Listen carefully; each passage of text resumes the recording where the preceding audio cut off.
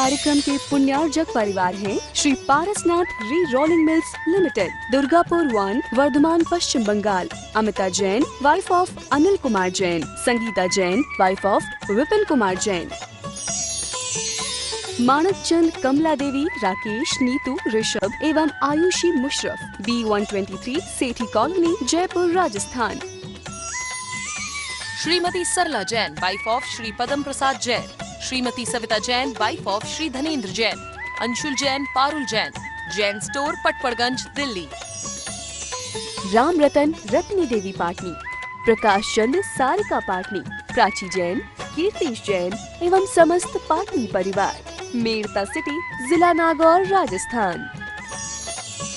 दिवंगत श्री मोहन लाल जी पाटनी कलकत्ता की पावन स्मृति में सौभाग्यमल राजकुमारी सुनील, संगीता, साहिल, प्रज्ञा एवं उत्सव कलकत्ता, टीकम सुशीला, नवनीत, अनामिका, विकास, श्वेता एवं सिद्धांत बेंगलोर, बाबूलाल, शकुंतला, कलकत्ता, अरविंद, रेणु एवं यशवर्धन, बेंगलोर। जय जिने यस्य स्वयं स्वभावाप्ति रभावे कृष्ण कर्मणः तस्मै संज्ञान रूपाय नमोस्तु परमात्मने। पंच परमेष्टि भगवान की जय। पहली ज्ञानशाला में ये बताया था कि मोह के द्वारा जिनका ज्ञान ढक जाता है वे अज्ञानी हैं, अन्य को अपना मानते हैं, स्वभाव को नहीं जानते। तो उनकी मान्यता कैसी होती है, आचार्य स्वयं अगले श्लोक में लिख रहे हैं। आइए श्लोक नंबर 8 निकाल लीजिए, पृष्ठ नंबर 12। वपुर्गृहं धनं दाराः पुत्राः मित्राणि शत्रवः सर्वथान्यस्वभावानि मूढ़स्वानि प्रपद्यते। कल की ज्ञानशाला में ये पढ़ाया था, नशीले कौंदों को खाने से जो मतवाला व्यक्ति है वह वस्तु के स्वभाव को नहीं समझ पाता। उसी तरह मोह के द्वारा जिनका ज्ञान ढका हुआ है वो वस्तु को नहीं पहचान पाते। कैसे नहीं पहचान पाते? आचार्य की गाथा बहुत अच्छी, देखिए श्लोक को। बपू माने शरीर, गृहम मकान, धन माने संपत्ति, दारा माने स्त्रियां, पुत्र माने पुत्र, मित्र और शत्रु, सब संसार में सबको इनसे पाला पड़ता है। कह रहे हैं आचार्य, शरीर, गृह माने मकान, धन, स्त्रियां, पुत्र, मित्र और शत्रु, सर्वथा ये सब प्रकार से अन्य स्वभावानी, अन्य स्वभाव वाले हैं। मेरा स्वभाव अलग, इनका स्वभाव अलग। सर्वथा माने सब प्रकार से अन्य स्वभाव वाले हैं। मूढ़ अज्ञानी, कौन सा अज्ञानी? जिसका ज्ञान मोह के द्वारा ढका हुआ है, जिसको विवेक ही नहीं है, जो यही नहीं जानता मेरा क्या तेरा क्या। मूढ़ वो अज्ञानी, स्वानी अपना, ये सब मेरे हैं ऐसा समझता है। फिर एक बार देखें, बहुत अच्छा। शरीर, मकान, धन, स्त्रियां, पुत्र, मित्र और शत्रु, ये सर्वथा माने सब प्रकार से अन्य स्वभाव वाले हैं। लेकिन मूढ़ जो अज्ञानी है, जिसके ज्ञान के ऊपर मोह का पर्दा पड़ा हुआ है, जिसे वास्तव में ज्ञान है नहीं, वो स्वानी, इनको अपना समझता है। शरीर मेरा है, पुत्र मेरे हैं, स्त्रियां मेरी हैं, ऐसा मानता है। नीचे फिर देखें, ये सब चीजें सर्वथा अन्य स्वभाव वाली हैं, लेकिन अज्ञानी मोही जीव उनको अपना समझता है। अपनी वस्तु को अपनी समझने में क्या बुराई है? वस्तु अपनी तो हो, जो वस्तु अपनी नहीं उसे अपना कहें तो अज्ञान ही है। हम खूब तो पढ़ते हैं, जहाँ देह अपनी नहीं तहाँ न अपनों कोय, घर संपत्ति पर प्रगट हैं, पर है परिजन लोय। जहाँ देह अपनी नहीं, जहाँ शरीर ही अपना नहीं है, तहाँ न अपनों कोय, वहाँ फिर अपना कौन हो सकता है? हमारा सबसे ज़्यादा लगाव या सबसे ज़्यादा संबंध किससे है? शरीर से। शरीर हमें नहीं छोड़ता। मान लो हमारी पत्नी और हमारे बच्चे हैं, हम कहीं चले जाते हैं तो वो घर में रह जाते हैं, हम उनसे जुदा हो जाते हैं। उनसे हमारा वैसा संबंध नहीं जैसा इस शरीर से है। ये तो हमें कभी नहीं छोड़ता। जीवन पर्यंत हमारे साथ रहने वाला कौन है? शरीर। लेकिन कहने आचार्य कह रहे हैं, जहाँ देह अपनी नहीं, शरीर ही अपना नहीं है, तहाँ न अपनों कोय, तो अपने और कुछ कोई कैसे हो सकते हैं? घर संपत्ति ये तो पर हैं, प्रगट में ही पर हैं, दिखाई पड़ रहे हैं। घर वहाँ है, हम यहाँ हैं, संपत्ति वहाँ है, हम यहाँ हैं, पर हैं परिजन लोय, और जितने परिवारी लोग हैं सब मुझसे भिन्न हैं। फिर इनको अपने कैसे मान लिया?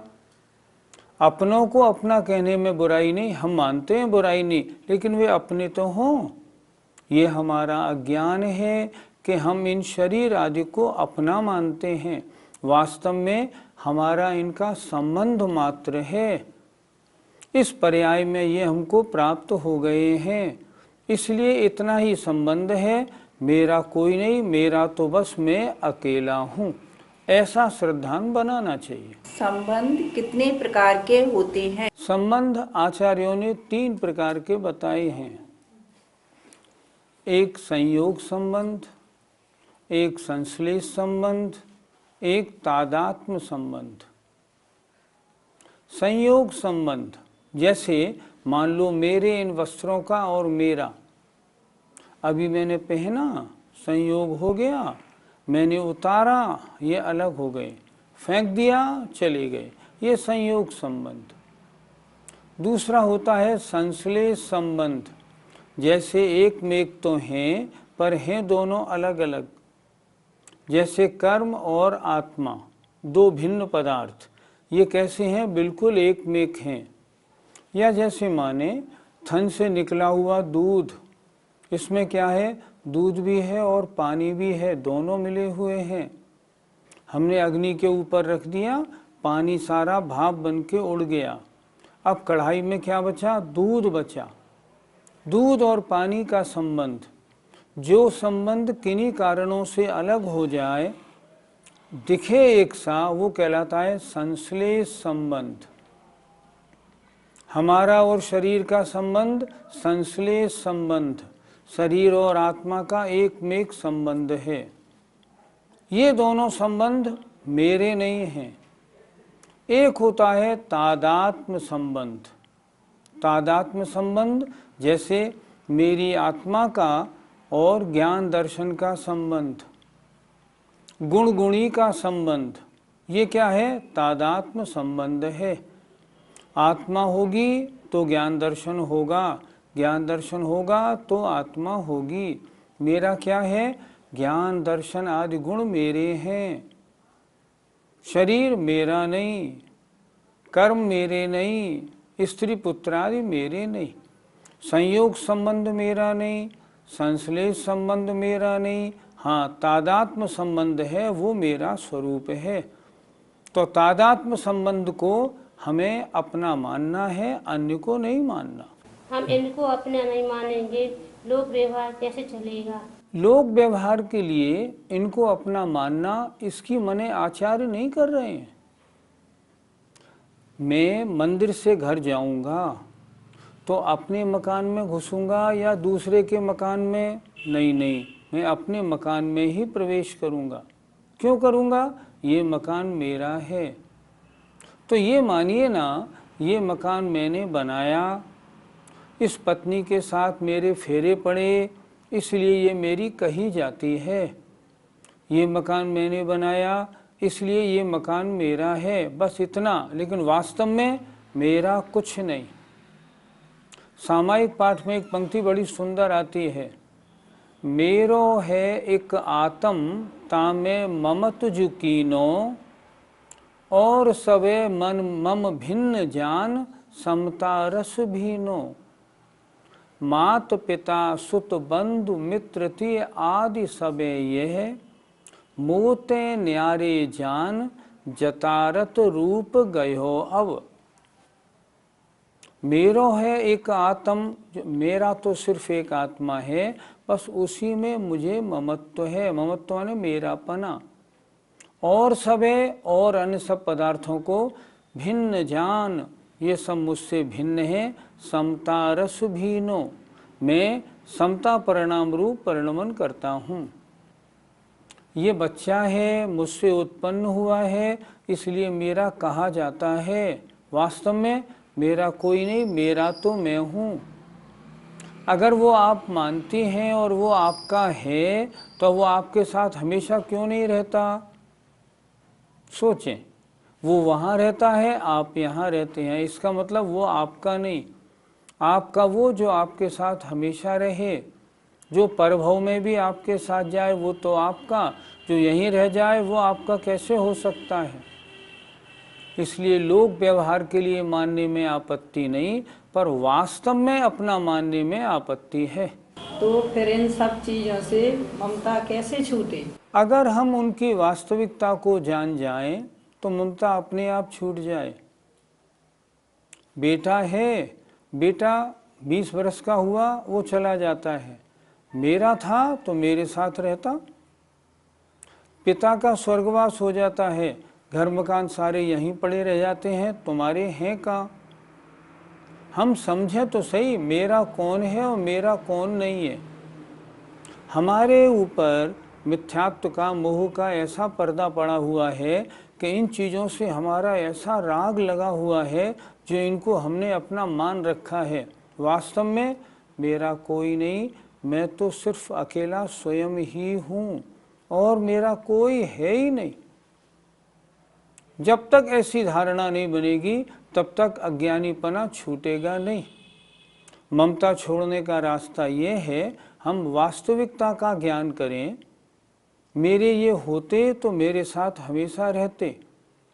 एक पहले उदाहरण पढ़ा था, एक राजा के पास एक बेटा सोता था हमेशा, 20-22 साल तक राजा के साथ ही सोआ। उसका मरण हो गया अचानक। जब मरण हो गया तो राजा को बहुत दुख हुआ।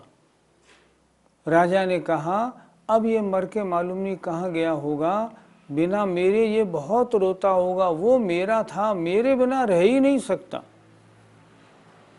कथा हिंदुओं की है। वहाँ नारद जी आए। नारद जी ने कहा, राजन दुखी क्यों हो? कि मेरा बेटा मर गया, इसलिए मैं दिन भर रोता रहता हूँ। वो भी वहाँ रोता होगा, मैं भी यहाँ रोता हूँ, तो जरा मुझे मेरे बेटे से मिलवा दो। नारद जी ने ध्यान लगाया, मालूम पड़ा वो स्वर्ग में है। राजा को स्वर्ग में लेके पहुँचे। दरवाजे पे घंटी बजाई, गेट खोलो भाई। अंदर से वो राजा का लड़का निकला, बोलता है, क्यों, क्या काम है? नारद जी बोले, तुम्हारे पिता तुमसे मिलने आए हैं, तुम्हारे बिना बड़े व्याकुल हैं। लड़का बोलता है, कौन से पिता? मेरे पास टाइम नहीं है, मैं तो अपनी देवियों के साथ मौज मस्ती में लगा हूँ, कह दो मुझे उनसे मतलब नहीं। मैं किस किस पिता को याद करूँ? मेरे तो हर भाव में पिता होते रहते हैं। कितने पिता मेरे हो गए, मेरे अवधि ज्ञान में हजारों लाखों पिता मुझे दिख रहे हैं। नहीं, मैं किसी को नहीं जानता। किवाड़ बंद कर लिया। राजा की आंख खुल गई। जिसको मैं अपना मानता था, वास्तव में वो मेरा था ही नहीं। मेरी भूल थी। जैसे उसके हजारों पिता हो गए, मेरा भी न मालूम कितने जीवों से संबंध हर भाव में अलग अलग बनता रहता है और बिछुड़ता रहता है। वास्तविकता क्या है? वास्तविकता में आत्मा का आत्मा ही है और कुछ नहीं। मेरे गुण मेरे हैं, बाकी सांसारिक कोई वस्तु न मेरी थी, न है, न आगे होगी। शिष्य कहता है, तो महाराज इन सब वस्तुओं का और मेरा संबंध किस प्रकार का है, इसे समझाइए। तब आचार्य अगला श्लोक लिखते हैं, दिग्देशेभ्य खगायेत्य संवसन्ति नगे नगे स्वस्व कार्यवसाद्यांति देशे दिक्षु प्रगे प्रगे। दिग माने दिशाओं से और देशे माने देशों से। दिशाओं से और देशों से। खगा पक्षीगण एत्यो आकर संवसंती निवास करते हैं, बैठ जाते हैं, बसेरा करते हैं, नगे नगे वृक्ष वृक्ष पर। हम लोग देखते हैं शाम हुई और पक्षियों ने पेड़ पर आना शुरू कर दिया। आचार्य ने उसी प्रसंग को यहाँ श्लोक में इस प्रकार लिखा है। कहाँ से आते हैं ये पक्षी? अलग अलग दिशाओं से, अलग अलग देशों से आते हैं और उस पेड़ पर बसेरा करते हैं। देखो, दिग माने दिशा और देशों से, अलग अलग दिशाओं से, अलग अलग देशों से। खगा माने पक्षी, एत्य माने आकर, संवसंती बसेरा करते हैं, नाइट होल्ड करते हैं, नगे नगे वृक्ष वृक्ष पर। फिर क्या होता है? और फिर सवेरा होते ही प्रगे प्रगे प्रातः काल होने पर स्व स्व कार्य अपने अपने कार्य से, कार्य बसात कार्य के अनुसार यान्ति चले जाते हैं। कहाँ? देशे अलग अलग देशों में और अलग अलग दिशाओं में। सवेरा हुआ, सारे पक्षियों ने उड़ना शुरू कर दिया। रात को उन पक्षियों ने पेड़ पर बसेरा किया। अगर पेड़ ये मान ले ये सब पक्षी मेरे हैं, अरे तेरे नहीं हैं। सुबह होते ही सब उड़ जाएंगे, अपने अपनी दिशा, अपने अपने देशों में सब चले जाएंगे। तू इनको अपना कैसे मानता है? ये बात बहुत अच्छी तरह, बहुत सुंदर श्लोक लिखा है। फिर एक बार देखें, अपने अपने कार्य के वश वे सभी चले जाते हैं। प्रगे प्रगे प्रातः काल होने पर अपने अपने देश को, अपनी अपनी दिशा को। जो इधर से आया था इधर चला गया, उधर से आया था उधर चला गया। एक बार फिर देखें, दिशा और देशों से। खगा माने पक्षी, एत्यो माने रात्रि को आकर, नगे नगे वृक्ष वृक्ष पर संवसंती बसेरा करते हैं। और प्रगे प्रगे प्रातः काल होने पर अस्वस्व कार्यवशात अपने अपने कार्य के वश से अपने अपने देश और दिशा को यान्ति चले जाते हैं। कोई नहीं बचता। अगर आप 8 बजे देखेंगे पेड़ के ऊपर एक भी पक्षी नहीं मिलेगा। अगर ये अपने नहीं है तो हमको कैसा चिंतन करना चाहिए? राजा राणा इस छोटी सी बारे भावना में हम पढ़ते हैं ना, आप अकेला अवतरे मरे अकेला होए, यों कबहू या जीव को साथी सगा न कोय। ये व्यक्ति, ये जीव आप अकेला ही जन्म लेता है, अकेला मरता है, और इसका यों कबहू या जीव को इस प्रकार कभी भी इस जीव का कोई साथी नहीं, कोई सगा नहीं, कोई साथी सगा नहीं। जब कर्म का उदय दुख रूप आएगा तो मुझे स्वयं भोगना है, ये कोई मेरे काम देने वाले नहीं। जब इनको आनंद होगा तो मैं इनके आनंद में हिस्सा लेने वाली नहीं। इनका सुख इनके साथ, मेरा दुख मेरे साथ। ये मुझसे भिन्न हैं, व्यवहारने से मेरे कहे जाते हैं, वास्तव में मेरा कोई है ही नहीं। ऐसी मान्यता माननी चाहिए। ज्ञानी का बेटा हो 20 साल का, युवा है, शादी की मान लो तैयारी भी चल रही है, अगले साल शादी भी हो जाएगी, और अचानक अगर मरण को प्राप्त हो जाए तो ज्ञानी को दुख नहीं होता। ज्ञानी क्या सोचता है, मेरा इसका संबंध इतने दिनों मात्र का था और इससे ज़्यादा नहीं। बनारसी दास जी का एक प्रसंग पढ़ने में आता है, उनके इतने बेटे हुए, शायद 18 बेटे हुए, उनमें 17 मर गए, एक बचा था। जो एक बचा था वो भी अचानक एक दिन स्वर्गवास उसका हो गया। उम्र 18-20 साल की थी। संस्कार करने के बाद वो मंदिर आए, शास्त्री गद्दी पे चटाई रख के, और उन्होंने अपना प्रवचन दिया, बिल्कुल नॉर्मल। लोगों ने पूछा, पंडित जी आज लेट कैसे हो गए?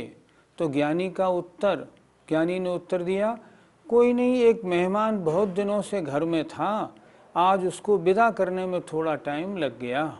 ये होता है ज्ञानी की पहचान।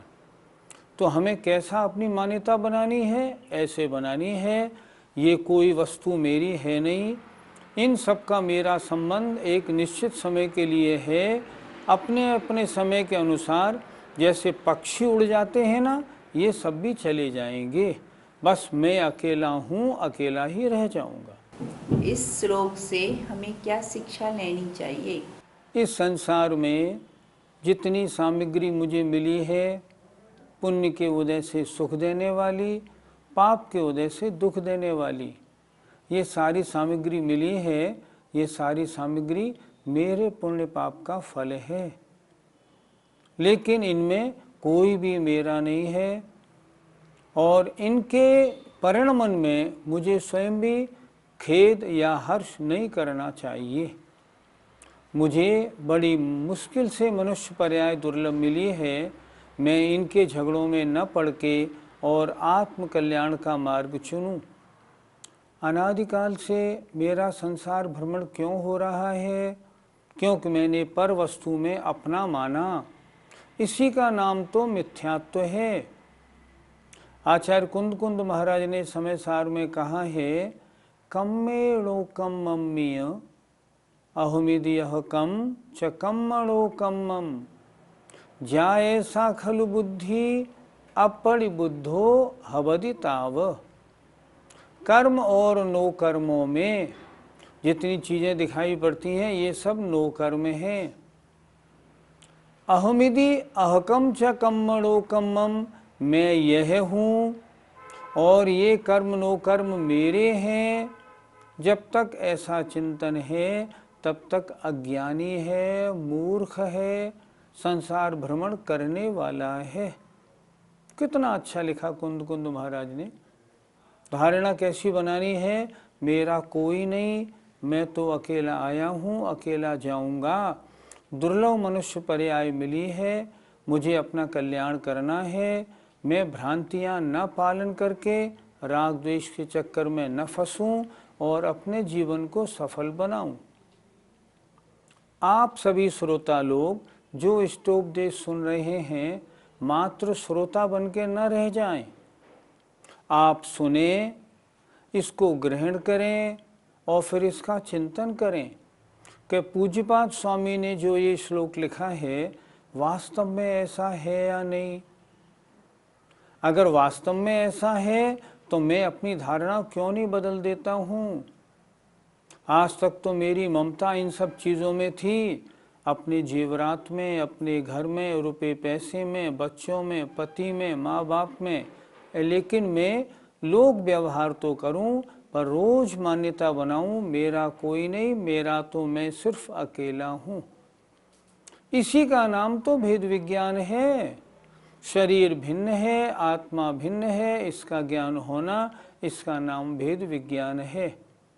आप सब श्रोताओं को भी चाहिए, जैसा पूज्यपाद स्वामी ने समझाया है, अपनी अपनी मान्यता ठीक कर लें। अभी तक संसार के लगाव में हम सब लोग फंसे हुए हैं, अब इस लगाव से दूर हो जाएं। आत्मकल्याण करना है, इनको पर समझें, अपनी आत्मा को निज समझें। अगर ऐसा है तब तो पूज्यपाद स्वामी का इष्ट उपदेश आपके लिए कार्यकारी होगा, अन्यथा जैसे के तैसे रहेंगे तो कुछ भी नहीं हो पाएगा। मुझे आशा है आप लोग जरूर इसका चिंतन करेंगे। जय जिनेंद्र। इस कार्यक्रम के पुण्यार्जक परिवार हैं Shri Parasnath rerolling mills limited, Durgapur 1, Vardhaman, Paschim Bangal. Amita Jain, wife of Anil Kumar Jain. Sangeeta Jain, wife of Vipin Kumar Jain.